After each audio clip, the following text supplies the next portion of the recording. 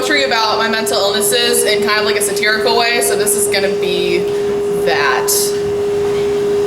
Writing a resume for my depression. Name, Jaye, but also sometimes not sure. Phone number withheld, courtesy of short-term memory loss. Address, the inside of my head, but also stomach and sometimes heart, and one-time liver.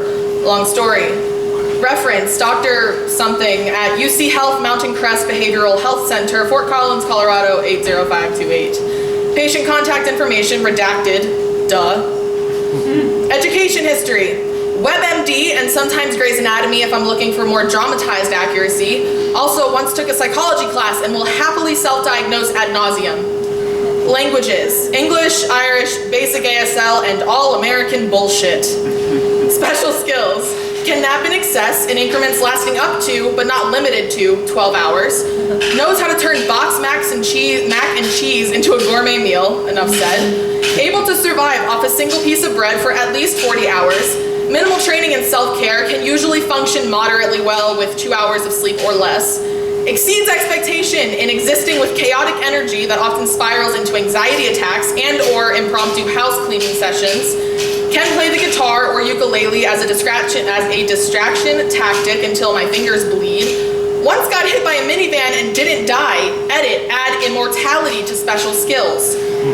Fluent in playing dumb whenever someone asks me if something's wrong. Capable of saying the phrase, I'm fine, in at least 3 languages. I'm fine. Tamagamwai. Past experience. When I first got diagnosed, I actually cackled because once someone is so low, they think dying is a good choice, let alone the best. Nothing's really a shock. When I was 12, I turned my mom about how my world gets too loud sometimes, so she bought me earplugs. Turns out pushing the sound back into my skull was not the way to go. When I told my first therapist I wanted to be like her, she smiled in shades of condescension and asked me, how on earth would I get patients if I was too focused on butchering my arm? Lexapro, Lamictal, mood swings, suicidal ideation, psychosis, paranoia, insomnia, flashbacks, panic attacks, nervous tics, up, down, down, down, down, really up, slightly lower. The vacuum is speaking to me. I'm not hallucinating, Mom. His name is Harry, but like not Potter. I wasn't so fond of that type of sorcery. I used to sing about finding ledges that are wide enough to walk on until I fell off of one and remembered how much gravel stings when it's buried in my kneecaps. There are 6 raindrops on my left shoulder that are probably more permanent than I'll ever be. Cover letter. Hi, my name's not important. I'm seeking full-time employment because I'm both extremely sad and broke. I believe I can offer a sense of overwhelming anxiety on staff as well as a deep, unnecessary history of all my traumas that nobody asked for.